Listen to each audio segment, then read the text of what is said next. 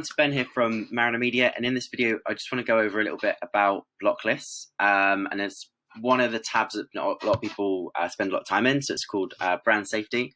And it's something that people don't tend to use a lot, but if you need to use it, it's always good to know.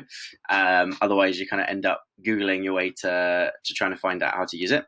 So when you're in your business account, if you go down to brand safety, so this is where you normally go to verify your domain for to use the new iOS 14, the aggregated events measurement tool. Can't get that out.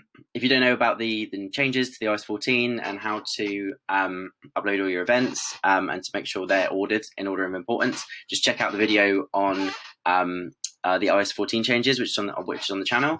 But today we're going to go a little bit into block lists. So basically what a block list is a list of URLs and pages and advertisers that you don't want your ads to show on. So say, for example, if you're like a vegan company, you don't want to start showing your ads on like a butchery site or like on a on that kind of the same channel as that. Or like say if it's a Facebook a YouTube channel about butchery, you don't really want to be showing the same ads on it. And it's the same with Facebook. You don't want to be showing it on that kind of page. You don't want to be showing it on their audience network, which is obviously like a network of different websites they use. And yeah, if we got one about butchery and you've got a vegan advert on it just doesn't really fit. So we have to do is manage.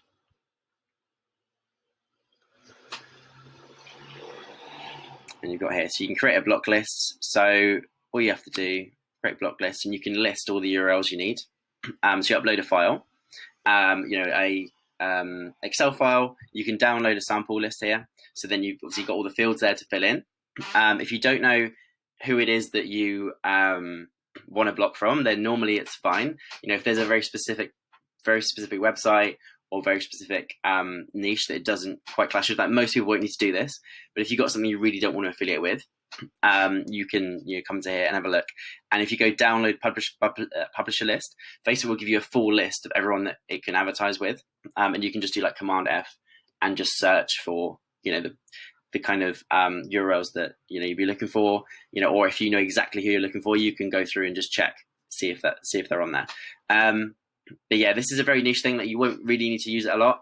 I think we've only used it once in the time we've done thousands of ads. So it just depends on Facebook will normally be smart for where it places things. It will use the AI knowledge to put the ads in the right places for the right people.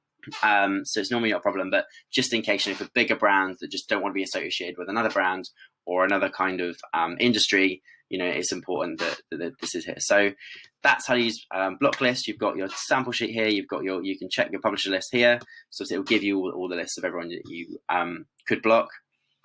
And you can go up to 10,000 lines. So you can have up to 10,000 businesses that you're like not affiliated with, but or apps, all that kind of stuff. But like I said, don't really need to use it unless there's something really specific in mind. Cool, guys. Thank you very much, and I hope to see you guys on the next video.